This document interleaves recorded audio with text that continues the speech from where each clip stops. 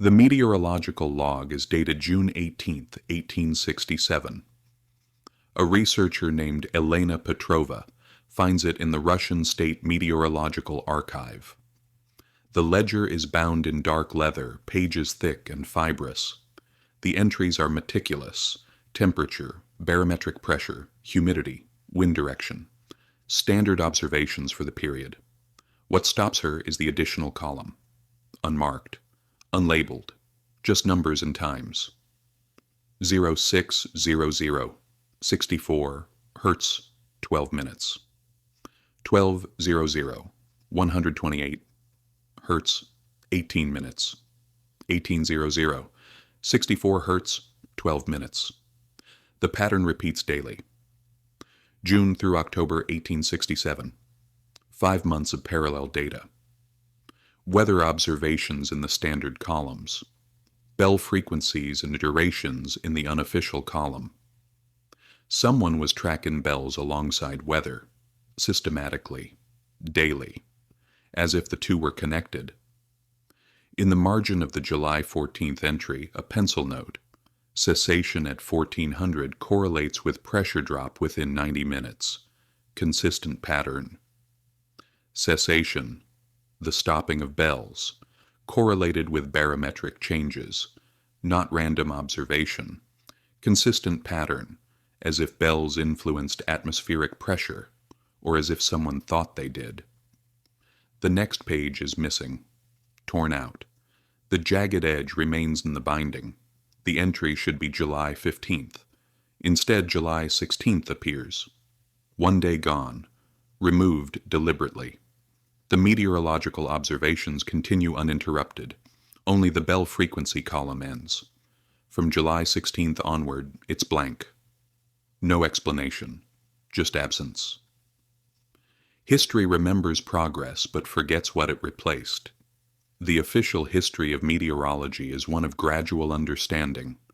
Barometer development in the 1640s, temperature scales in the 1720s, weather maps in the 1860s. Science progressing through observation, measurement, prediction, a linear narrative of discovery. Yet the log suggests something else, suggests that before prediction came influence, that bells weren't merely marking weather, they were part of it. The column doesn't record correlation, it records operation, start time, frequency, duration, technical parameters. As if weather was being produced, Elena photographs the page. Outside, spring rain begins. The archive is warm, humid. She searches for related documents. The catalog lists other meteorological logs from 1867. She requests them. 3 arrive, all from different cities: Kazan, Tashkent, Samarkand. All have the unmarked column, all track bell frequencies, all show the same pattern: daily operation, from June through mid-July, then cessation. The columns go blank, the bells stop being tracked, or stop operating, or stop being documented. In each log, mid-July marks the change: Kazan, July 14th, Tashkent, July 12th, Samarkand, July 16th. Within 4 days, the practice ends across 3 cities separated by thousands of kilometers. Something happened in July 1867, something that ended the bellwether operations simultaneously. The logs don't say what, they just stop. Fog presses against windows. Elena's routine at the archive has become familiar. Morning until afternoon. Documents spreading across her desk. Patterns emerging from scattered evidence. She finds a directive, filed separately in military communications records. Dated July 10th, 1867. Issued by the Imperial Ministry of Interior. Effective immediately, cessation of civic bell operations for meteorological purposes. Towers to resume standard timekeeping functions only. No further weather modification protocols to be implemented. Documentation to be archived without explanation. Weather modification protocols. The phrase is explicit, not observation. Modification. The directive acknowledges that bells were being used to modify weather, then orders the practice stopped, without explanation, just cessation and archival. The directive is signed by an official identified only as VK Ministerial Authority. No full name, no title beyond the vague ministerial authority, as if the signer wanted authorization clear but identity obscured. In the margin, someone has written in different ink, international pressure confirmed. Protocol suspended pending review. Review never completed. International pressure. Other nations were concerned. Pressured Russia to stop. The modification protocols were suspended. Review was promised. Never happened. The practice ended. The documentation was buried. Elena searches for international correspondence.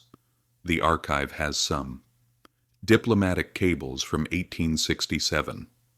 One from the British Foreign Office, dated June 22nd, sent to the Russian ambassador in London.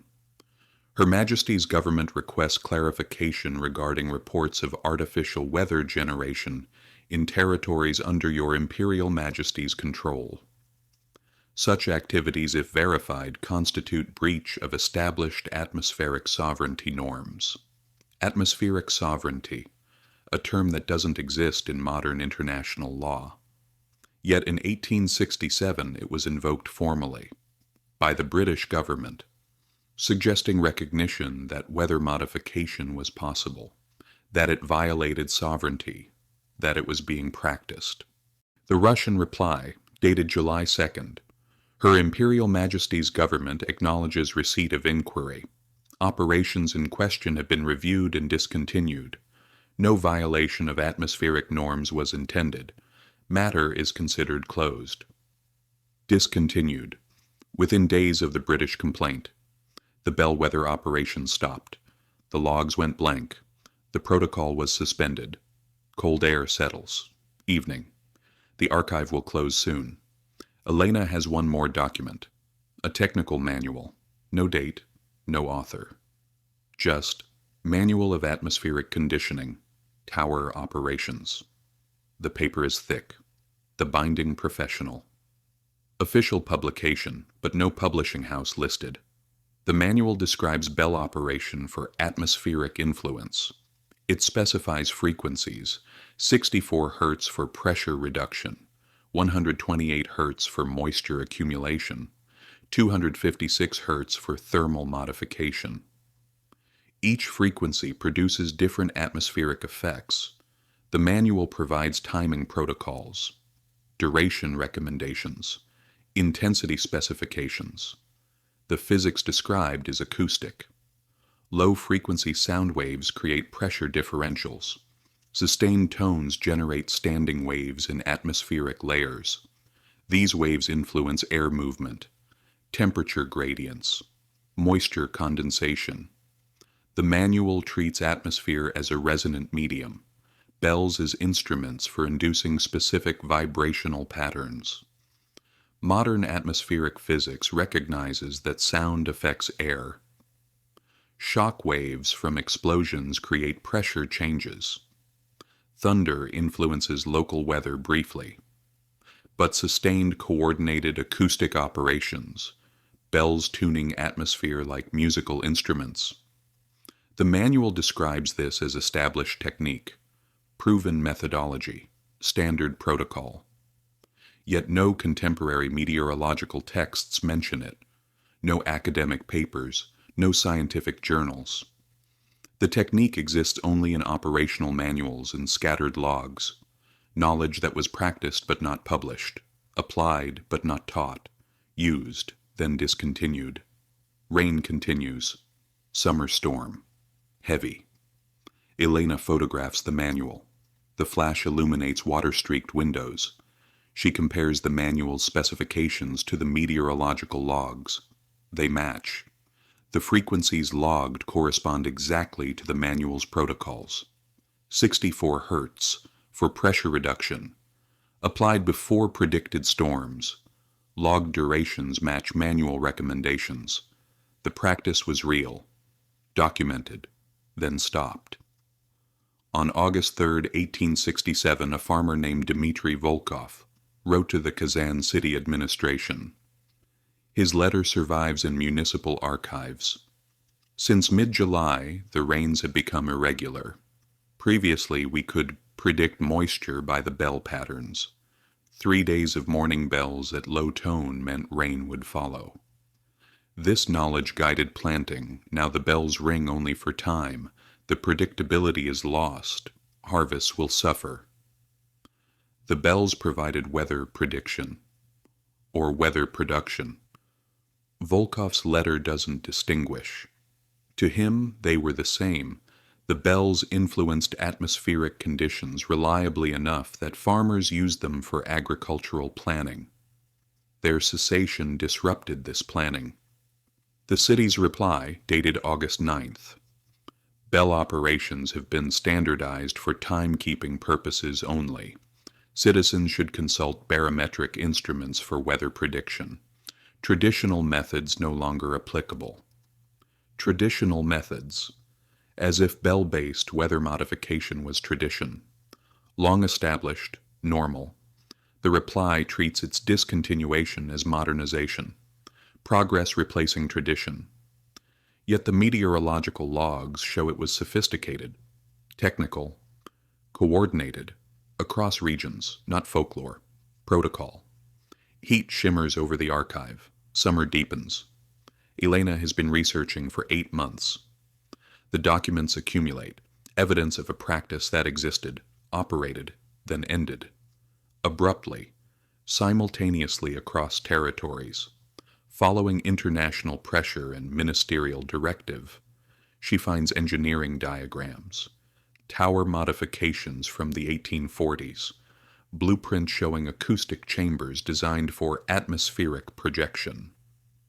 The chambers have specific geometries, parabolic reflectors, directional focusing.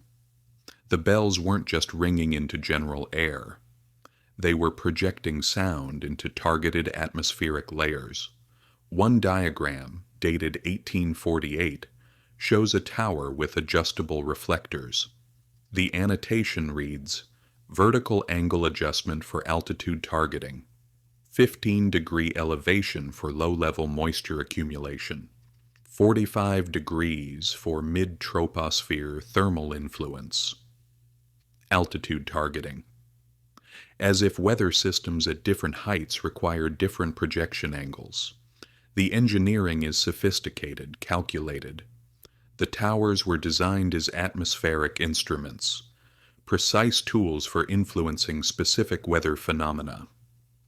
Dust moves through lamplight. Elena examines another document, a correspondence between 2 engineers.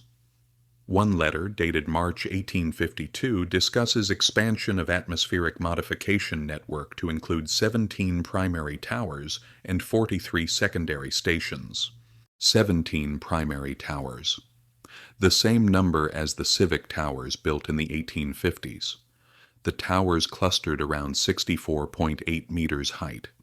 The towers designed for 64 Hz resonance. They weren't just civic monuments.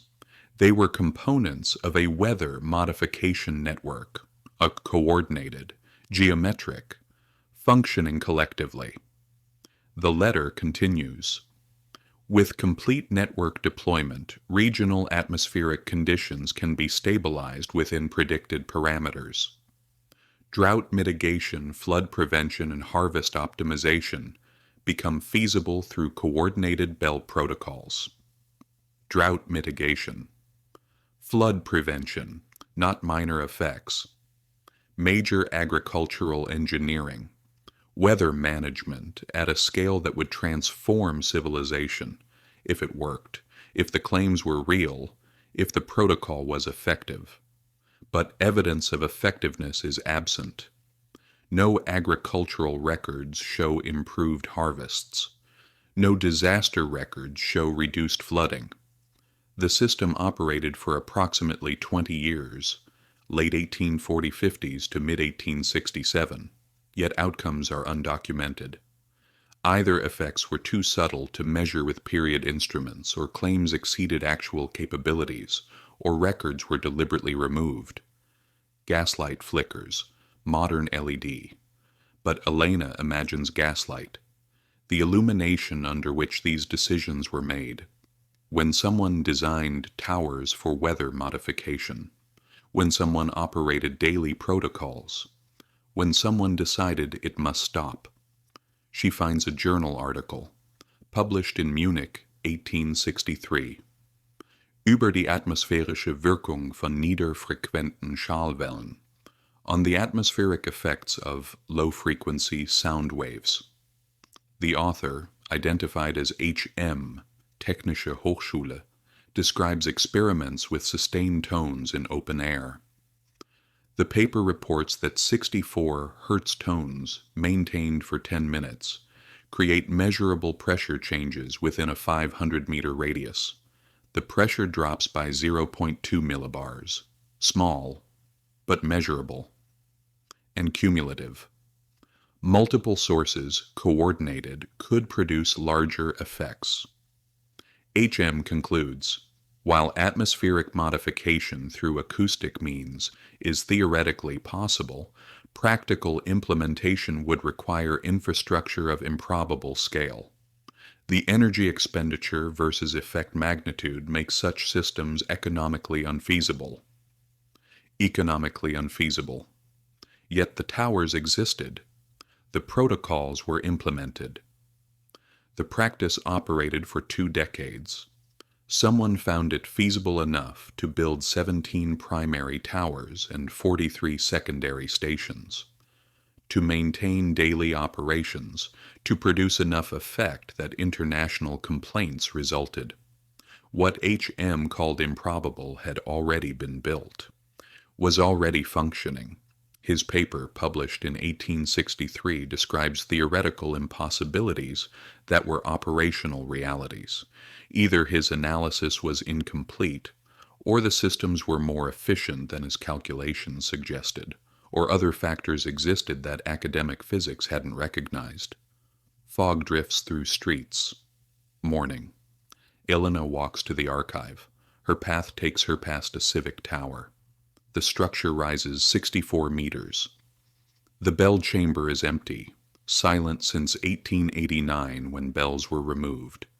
The tower stands as monument, tourist attraction, historical landmark. She enters, climbs the stairs. The chamber walls show marks, brackets where reflectors were mounted, holes drilled for adjustment mechanisms, evidence of equipment that no longer exists. The chamber is bare stone now, but it wasn't always. It was instrument housing, acoustic projector, weather modification apparatus. The view from the top shows the city, modern, developed. Other towers visible at distances that suggest geometric spacing. The network pattern persists in architecture. The function is gone. The infrastructure remains, waiting, unused. Snow falls on archives. Winter. Elena has found more. A prohibition decree, issued 1868 by international convention. The Vienna Accord on Atmospheric Sovereignty bans artificial weather generation through acoustic, electromagnetic, or chemical means. Signatory nations include Russia, Britain, France, Austria, Hungary, Prussia. The accord is brief, 3 pages. It defines atmospheric sovereignty as the inviolable right of nations to natural weather patterns uninfluenced by external artificial manipulation. It prohibits modification technologies, requires dismantling existing systems, establishes penalties for violations. The accord mentions acoustic systems explicitly, describes them as the use of sustained low-frequency vibrations to alter barometric pressure, moisture distribution, or thermal gradients. The description matches the Bell protocols precisely. The accord was written to ban what was already operational. Signatories agreed to cease operations by January 1868. To archive documentation without destruction, maintaining records for future reference if atmospheric technologies require reconsideration. The records were kept, but scattered, filed under unrelated categories, made difficult to find but not destroyed. Why ban effective weather modification? The Accord's preamble provides rationale.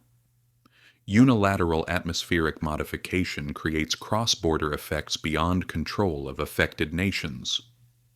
Weather systems respect no boundaries. Modification in one territory influences adjacent territories. Such influence, when conducted without consent, constitutes aggression. Aggression. Weather modification as warfare. If one nation could prevent rain over agricultural regions of another, it could cause famine. If it could generate floods, destroy infrastructure. Weather as weapon required prohibition. The Accord treated atmospheric modification not as impossible but as too dangerous to permit. Rain returns. Spring. The archive is familiar now. Elena has presented findings at conferences, published preliminary papers. Responses vary. Some scholars find the evidence compelling, others remain skeptical. Correlation isn't causation, they note. Bells ringing before storms doesn't prove bells caused storms. True. The evidence is circumstantial. Protocols existed. Operations were documented. International bans were imposed. But direct proof of effectiveness, measurement showing atmospheric changes attributable specifically to bells, is absent, or lost, or never recorded with sufficient precision.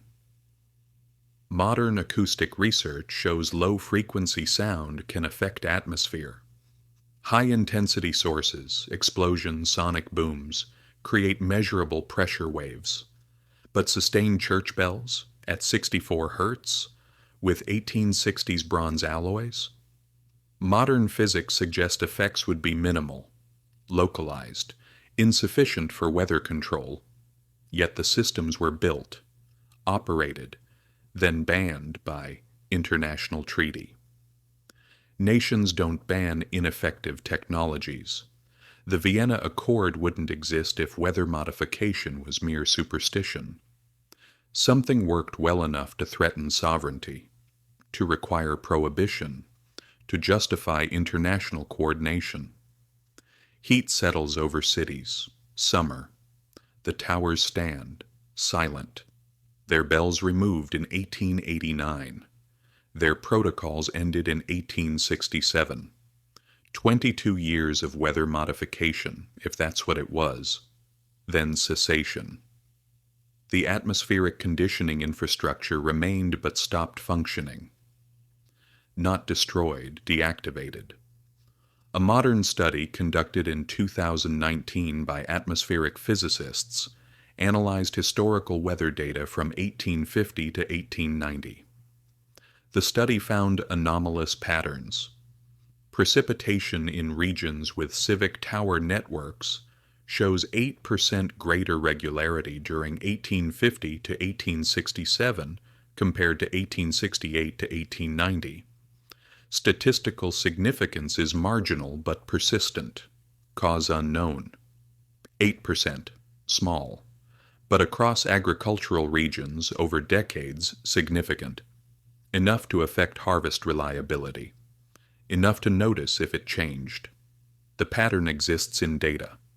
The cause remains unexplained. The towers ceased weather protocols in 1867. Weather regularity decreased by 8% afterward. Correlation, not proof, but suggestive. Dust settles on research. Archives close. Elena has compiled thousands of documents, meteorological logs with unmarked columns, ministerial directives ordering cessation, international accords banning modification, engineering diagrams showing acoustic projectors, weather data showing pattern changes. All fragments, all suggesting something that official history doesn't acknowledge. The standard narrative says weather modification began in the 20th century, cloud seeding in the 1940s, silver iodide crystals inducing precipitation. That's the accepted beginning. Before that, weather was natural, uncontrolled, subject to observation but not influence. Yet the documents show otherwise, show 19th century systems, operational networks, international concern, treaty-based prohibition, a technology that existed then was discontinued, not forgotten naturally, deliberately ended, then not taught, not mentioned, not remembered. Today, the towers remain, empty bell chambers, stone structures, historical monuments with simplified explanations, built for civic timekeeping. Important architectural examples, symbols of regional development. The plaques don't mention atmospheric modification, don't reference weather protocols, don't acknowledge international prohibition. The infrastructure persists, the knowledge doesn't, or exists only in scattered archives, in meteorological logs with unmarked columns, in engineering diagrams misfiled under construction records, in diplomatic correspondence archived but not indexed, present but hidden, documented but obscured. Modern climate engineering is controversial. Proposals to combat climate change through atmospheric modification face ethical objections, questions of sovereignty, concerns about unintended consequences, international governance challenges. The debates assume these are new problems, that humanity hasn't faced them before. But the Vienna Accord faced them in 1868, when acoustic weather modification was operational, when sovereignty conflicts emerged, when prohibition seemed necessary. History solved the problem by ending the practice, by banning the technology. By choosing not to modify weather rather than risk conflicts modification created. Fog rolls through cities. The towers stand in it. Moisture condenses on stone. Natural weather. Unmodified, or modified differently now, through industrial emissions, urban heat islands, agricultural land use, unintentional modification, uncoordinated, producing effects no one planned. The bells are gone, melted, the protocols forgotten, the knowledge archived, but the towers remain, silent witnesses. Physical evidence that something existed, something operated, something was stopped. If the bells created weather, they were banned to prevent weapon potential. If they didn't, why ban them? Why require international accord? Why archive protocols as if they might be needed again? Why remove bells in 1889, 21 years after Prohibition, ensuring no reactivation? The questions persist, the evidence accumulates, the answers stay archived. History remembers progress, weather prediction improving, climate science developing, satellites monitoring, computers modeling, understanding increasing. All true, all documented, all taught. But before understanding came influence, or attempted influence, or claimed influence significant enough to require prohibition. That part isn't taught, isn't in textbooks, isn't part of progress narratives. It's in fragments, misfiled documents, unmarked columns, missing pages, scattered archives. The towers stand, 64 meters. Designed for 64 hertz, built in networks, operated with protocols, then silenced. The weather continues, natural or modified differently now. The bells don't ring, the protocols don't operate. The technology is banned, or forgotten, or both. If history is written by survivors, who erased the rest? Wind moves through empty bell chambers, creates faint tones, random frequencies, not 64 hertz, not coordinated, just air through stone.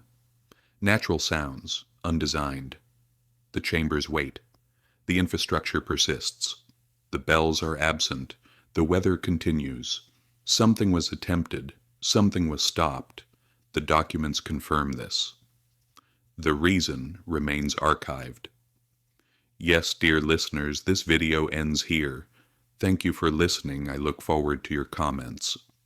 To be continued.